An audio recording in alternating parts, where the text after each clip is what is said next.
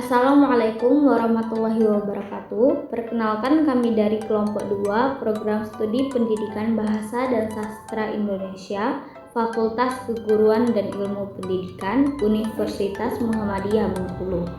Video ini merupakan media pembelajaran untuk memenuhi tugas mata kuliah Bahasa Indonesia yang diampu oleh Ibu Dr. Ira Yuniati, MPD, MH.MM. Pada video ini, kami akan membahas materi tentang kedudukan dan fungsi bahasa Indonesia. Selamat menyaksikan. Pengertian kedudukan bahasa Indonesia. Kedudukan bahasa Indonesia adalah status atau posisi bahasa Indonesia dalam kehidupan berbangsa dan bernegara yang ditetapkan berdasarkan peraturan perundang-undangan serta disepakati oleh masyarakat Indonesia. Fungsi bahasa Indonesia: 1. Sebagai bahasa resmi kenegaraan. 2. Sebagai bahasa pengantar di dalam dunia pendidikan. 3. Sebagai alat perhubungan pada tingkat nasional untuk kepentingan perencanaan dan pelaksanaan pembangunan. 4. Sebagai alat pengembangan kebudayaan, ilmu pengetahuan, dan teknologi. 5. Sebagai bahasa media massa. Kedudukan dan fungsi bahasa Indonesia sebagai bahasa nasional. 1. Lambang kebanggaan nasional, yaitu menjadi sumber kebanggaan dan mencerminkan jati diri bangsa Indonesia.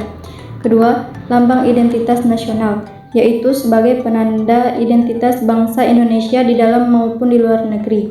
Ketiga, alat pemersatu bangsa, yaitu menyatukan masyarakat Indonesia yang memiliki beragam suku, budaya, dan bahasa daerah. Keempat, ada alat perhubungan antar budaya dan antar daerah, yaitu memudahkan komunikasi serta mempererat hubungan antar masyarakat dari berbagai daerah di Indonesia. Kedudukan dan fungsi bahasa Indonesia sebagai bahasa negara. 1. Bahasa resmi kenegaraan. 2. Bahasa pengantar resmi di lembaga-lembaga pendidikan. 3. Bahasa resmi di dalam perhubungan pada tingkat nasional untuk kepentingan perencanaan dan pelaksanaan penghubungan serta pemerintah.